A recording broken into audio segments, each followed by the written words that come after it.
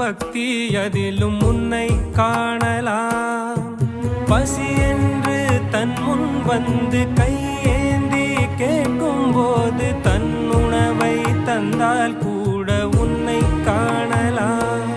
உன்னை காண பல கோடி இங்கு வாரி இறைக்கிறார்கள்.